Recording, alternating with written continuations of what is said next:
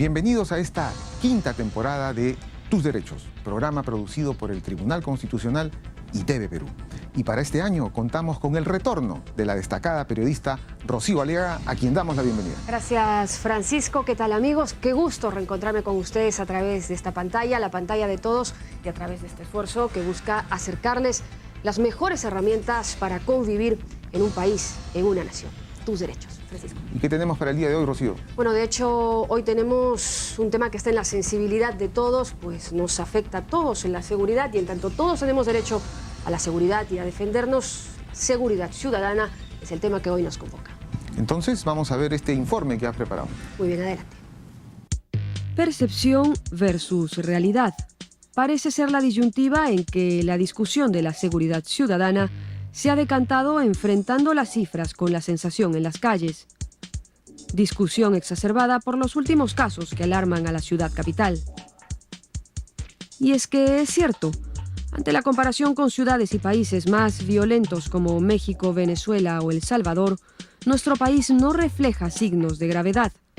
De hecho, el Perú es uno de los países con la tasa de homicidios más baja de la región. Sin embargo, el compararnos con realidades que se encuentran en peor situación no nos hace más seguros. Hay miedo y este se siente porque se vive y se ve en las calles. Para muestra, las grabaciones de las cámaras de seguridad que registran como mudos testigos, desde pirañas hasta sicarios. Esto último, un penoso y cada vez más mencionado fenómeno que crece mientras recluta menores de edad por los vacíos legales que ellos representan para la justicia. ¿Es cuestión de percepción? Sí, la realidad la alimenta y se acrecienta con la sensación de que no se toma en serio el asunto. En el artículo 44 de nuestra Constitución se estima como deberes primordiales del Estado el proteger a la población de las amenazas contra su seguridad. Mientras que más adelante en el artículo 166 se comprende como finalidad de la Policía Nacional el prevenir, investigar y combatir la delincuencia. De momento, ningún esfuerzo desde las instituciones que debieran estar atentas a estas demandas han tranquilizado a la población que ve cómo la inseguridad va ganando terreno, habiéndola identificado como uno de los 3 principales problemas del país por encima de la corrupción, la pobreza y el desempleo.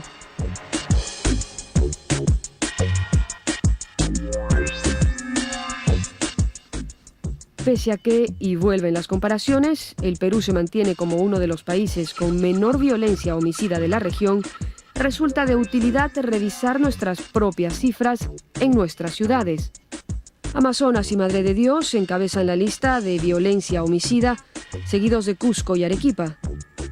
Mientras que en el rubro delitos, Tumbes, Callao, Moquegua y Lima registran la triste delantera. Ya en la violencia denominada como falta, destaca un penoso detalle. La violencia familiar ha superado al hurto simple y ubica a Madre de Dios, Moquegua, Arequipa, Callao, Tacna, Lima, Lambayeque, Apurímac, Tumbes, Cusco y La Libertad por encima del promedio. Violencia en casa que iremos a cosechar. Señalar además que las cifras de violencia doméstica son el único punto que nos lleva a liderar el ranking de Latinoamérica. Preocupante. Se esperan las propuestas y esto involucra a más sectores que la policía.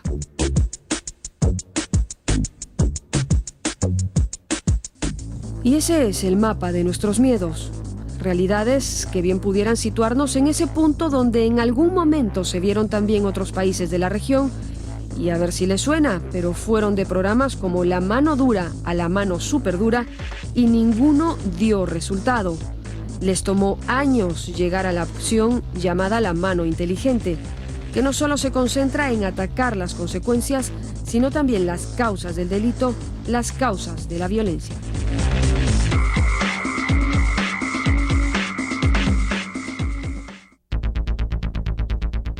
Bueno, ese es un poco el panorama de cómo está la seguridad ciudadana, Francisco, no solo en Lima capital, sino a nivel nacional, y de cómo este punto de percepción versus realidad es un poco el punto en el que se ha decantado toda la discusión. En el tema de seguridad ciudadana yo quiero incidir en la Constitución. La Constitución establece todo el sistema de seguridad nacional, pero también se refiere a la policía. Tanto la Constitución del 79 como la de 1993 se refieren y tienen disposiciones precisas sobre el rol de la policía, ¿no? Lamentablemente la policía desde hace muchos años está en una gran crisis. ¿Pero es solo la policía el punto álgido de todo este tema? Lo aclaramos luego con los entrevistados. Por supuesto, y para eso tendremos a César Ortiz Anderson en el siguiente bloque, Rocío. Muy bien, nos vemos luego de la pausa, no se vayan.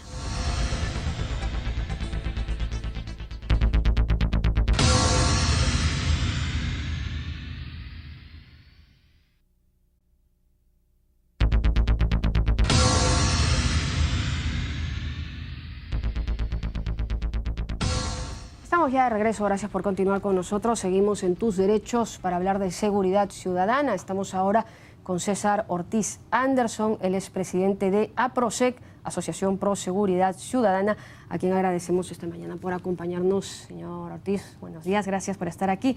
Y vamos a ir un poco a este punto, en el que parece haberse decantado toda esta discusión de seguridad o inseguridad ciudadana, percepción versus realidad. Nos hemos acostumbrado medio a convivir con esta inseguridad o este miedo que tenemos a veces de que llegamos a casa y queremos abrir rápido la puerta porque ya nos han seguido o nos pueden sorprender de pronto. ¿Qué tan cierto es este miedo o qué tan es exacerbado por los medios? ¿Qué tan es realidad o simplemente una ilusión? Gracias por la invitación, buenos días. Ante todo, la percepción es el sentimiento, ¿no es cierto?, que tienen las personas de ser la próxima víctima de esta vorágine delictiva que se vive en la ciudad y en el país en general.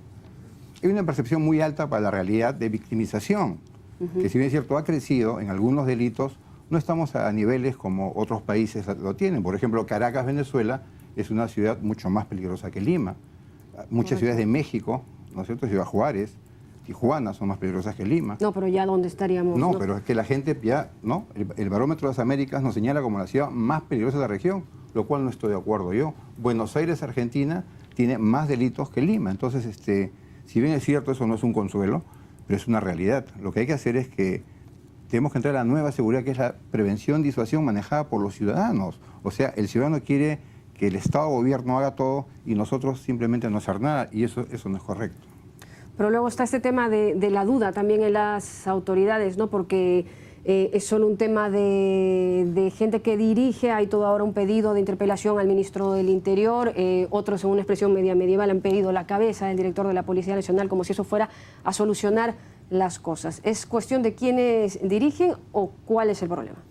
A ver, es un tema que hay que hacer un trabajo integral y articulado, ¿no es cierto? Policía, justicia, que es Ministerio Público, Poder Judicial, sistema penitenciario. Tenemos que abordar desde esas 4 instituciones importantes la lucha contra el crimen, contra la delincuencia. Parece que en estos momentos, lamentablemente, no se cuenta con el recurso humano, ¿no es cierto?, que pueda articular y liderar todo esto que estamos proponiendo.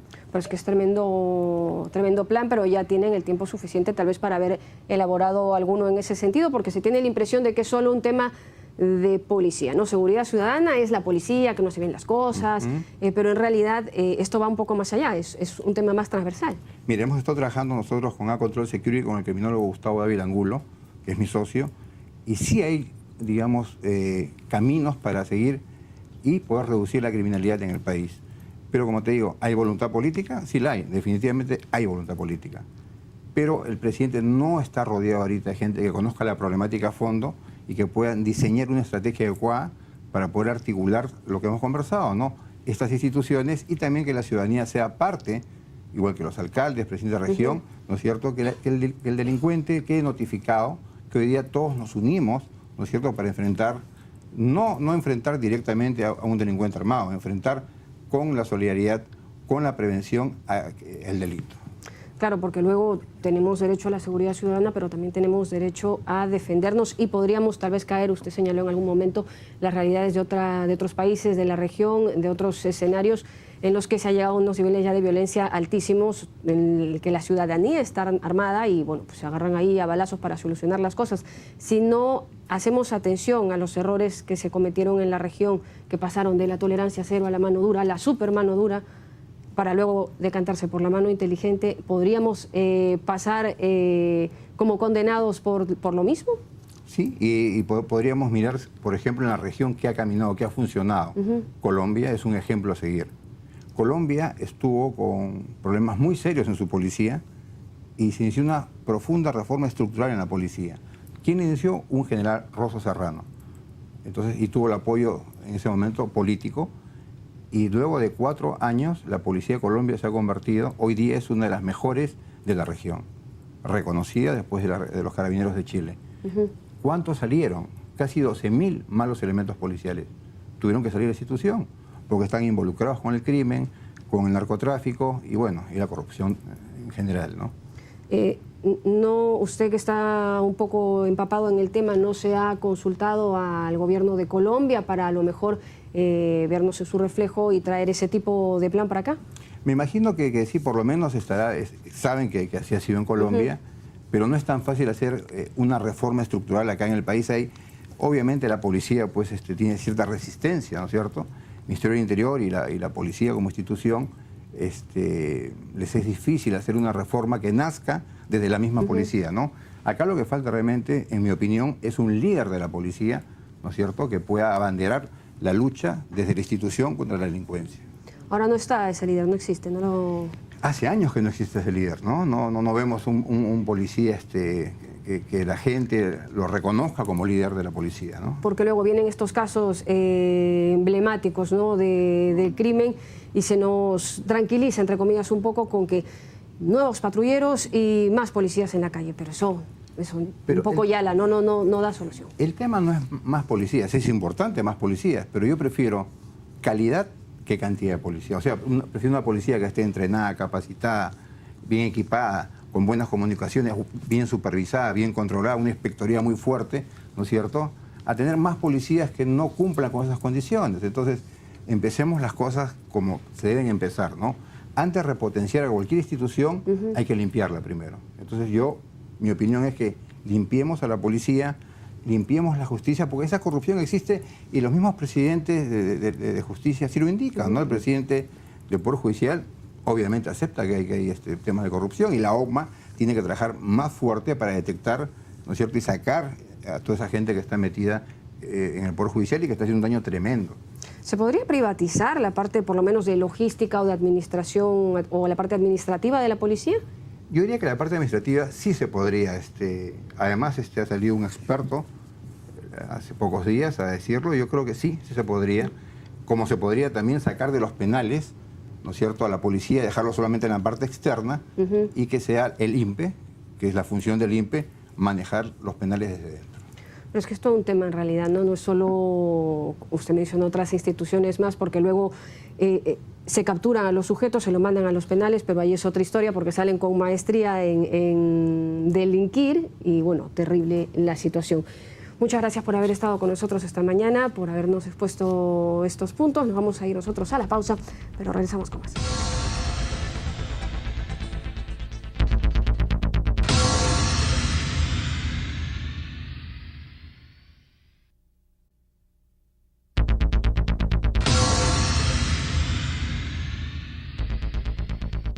Bien amigos, ya nos encontramos con el doctor César Bazán, abogado del Instituto de Defensa Legal y experto en temas de seguridad ciudadana. Bienvenido al programa, doctor. Muchas gracias. Tenemos entendido que ustedes han publicado un informe anual 2012 sobre seguridad ciudadana. ¿Cuáles son los aspectos relevantes de este informe? Sí, déjame decirte en primer lugar que el Instituto de Defensa Legal desde hace ya varios años analiza el estado de la seguridad ciudadana en el país. Lo ha hecho en el 2010, 2011 y ahora en el 2012 hemos también analizado cómo estuvo la situación y hemos trabajado en base a 3 capítulos en el informe. En el primero hacemos un análisis del fenómeno delictivo en América Latina y de la situación de inseguridad en América Latina y cómo está el Perú dentro de este panorama regional. En el segundo capítulo vemos la actuación de las diversas instituciones, tanto del Ejecutivo como del sistema de justicia, y el INPE y otras instituciones, también los gobiernos locales. Y en el último capítulo lo que hacemos es presentar estadísticas sobre recursos, tanto humanos como materiales, para enfrentar la delincuencia. Ah, muy bien estructurado. ¿Y cómo estamos a nivel de América Latina?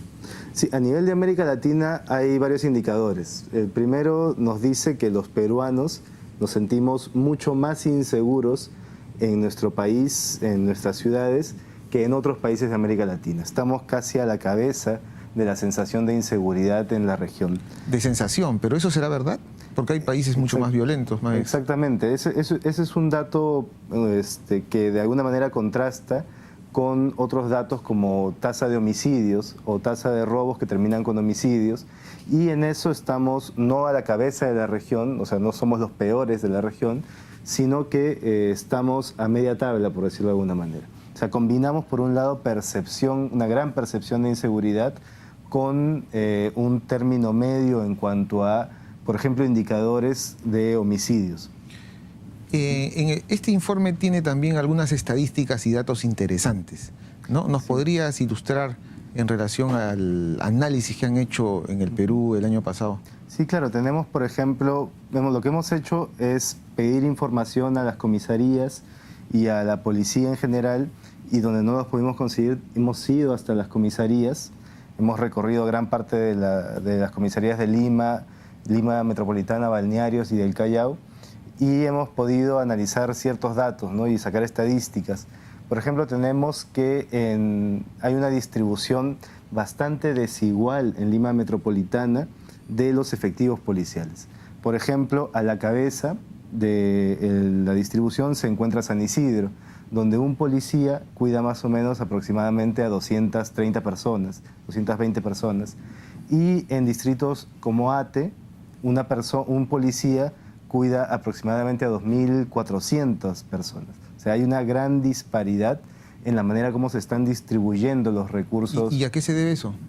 Se debe a que no hay criterios claros para la distribución de recursos. Las desigualdades que se producen en la sociedad se reproducen también en la repartición de los recursos policiales.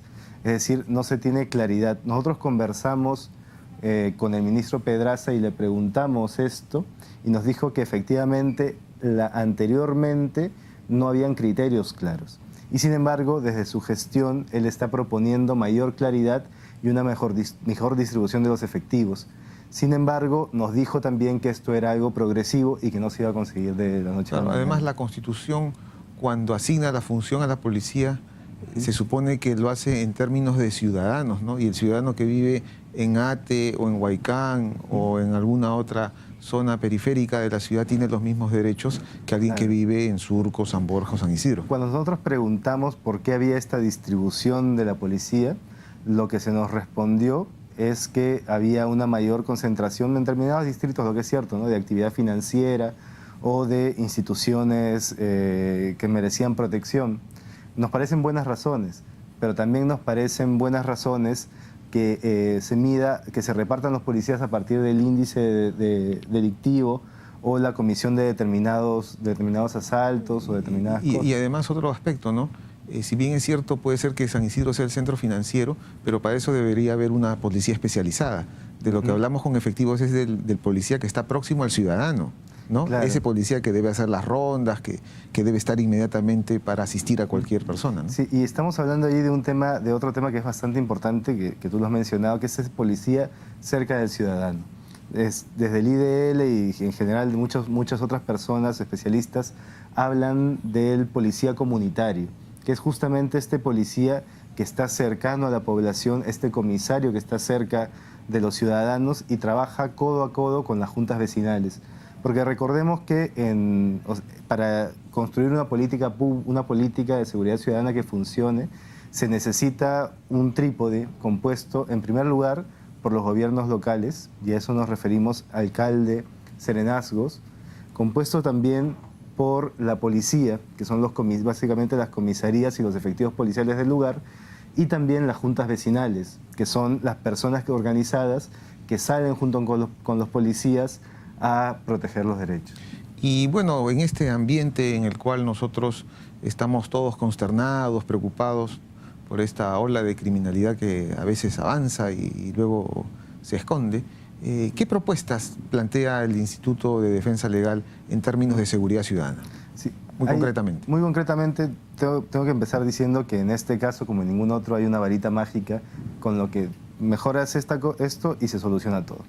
Nosotros creemos que tiene que haber, en primer lugar, un rechazo total de los discursos de mano dura, que no han funcionado. Modificar leyes para aumentar penas o para hacer cadena perpetua no funciona. Creemos también que tiene que haber un liderazgo claro por parte de las máximas autoridades para tener un plan de seguridad ciudadana. Con un plan de seguridad ciudadana más o menos bien adecuado, necesitamos que los policías estén distribuidos, que las personas adecuadas estén en los puestos adecuados. Esto va desde el jefe de la Policía Nacional a los ascensos de policías, a la distribución de los policías dentro de las localidades. Pasa también por la efectividad en el gasto. El Ministerio del Interior, el año pasado, al tercer cuatrimestre, había ejecutado solamente el 13% de su presupuesto de inversión. Si tú tienes un plan excelente, si tú tienes gente adecuada en los puestos adecuados, que no los tenemos, pero no sabes gastar el dinero para ejecutar esos planes, entonces no se pueden conseguir cosas. Un tema adicional es el tema, que hay que decirlo también, de la corrupción a nivel de la policía. Y diversos especialistas lo han señalado. Lo que necesitamos es sanar la Policía Nacional. Es decir, policías que no estén comprometidos muchas veces ellos mismos en los delitos, porque la policía es justamente la institución encargada de reprimir el delito, de perseguir el delito. Muy bien, yo creo que con este punto vamos a dar por finalizada la entrevista y tú lo has tocado muy bien. Efectivamente hay que extirpar esa zona gris, esa zona negra de corrupción. Muchas gracias por haber venido al programa, César. Bien amigos, veamos las conclusiones de este programa.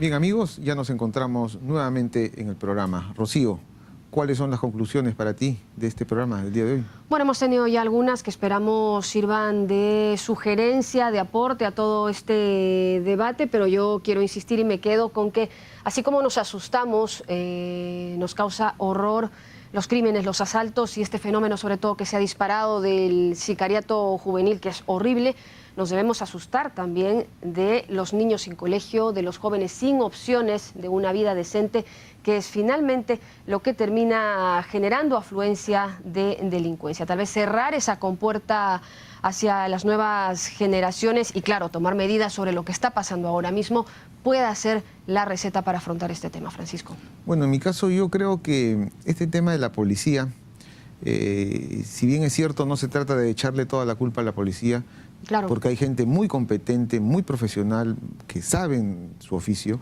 Yo creo que se necesita de todas maneras una reingeniería ahí y ojalá una reforma importante, ¿no? Sustancial, con mejores sueldos, en fin, especializaciones, sabe Dios. Y en ese tema yo creo que debemos incidir también. Bueno, estos temas y muchos tenemos para conversar en Tus Derechos. Nos vamos a reencontrar en el próximo programa, pero siempre puede escribirnos a nuestras cuentas. No duden en escribirnos a nuestra cuenta de Facebook o al correo electrónico que aparecen aquí en pantalla. Nos encontramos el próximo sábado aquí en TV Perú. Mucho más que ver.